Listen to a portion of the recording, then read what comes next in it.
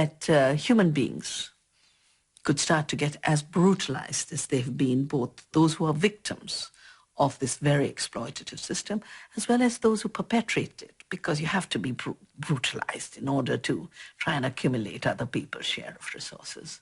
What's happening today is a recolonization in a number of ways. Just as that colonization was driven by power and violence and greed, today's colonization is driven by power, violence, and greed. And the reason, this inability to think of our spiritual evolution, and therefore to go for very, very narrow growth, which fails, is two things. One, it's based on greed, the greed of those who push it, and the greed they trigger in those who consume it.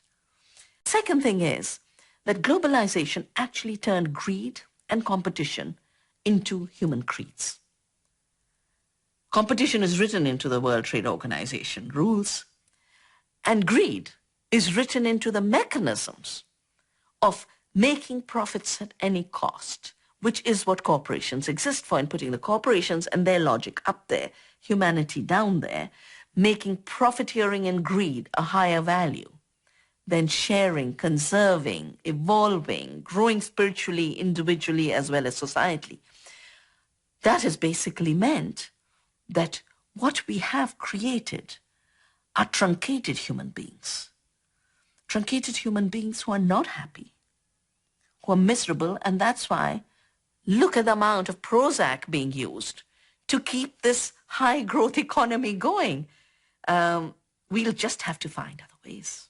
Economy was redefined in terms of that which can be traded and commercially profited from is economy.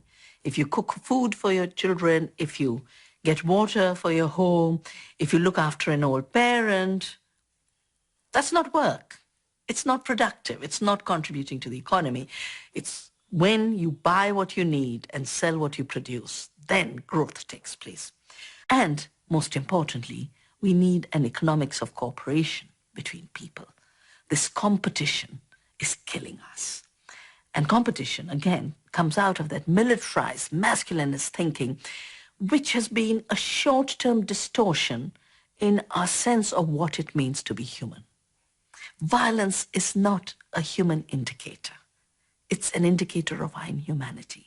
Greed and accumulation is not a measure of our humanity. Sharing and caring is. And of course, knowing how bad things are is part of what my head analyzes.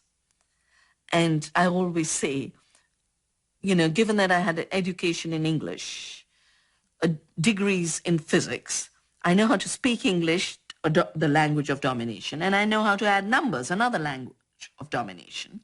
And so I don't get dominated. And I'm able to deal with the lies. I can, add 2 and 2, and it should be 4, and I won't create 20 out of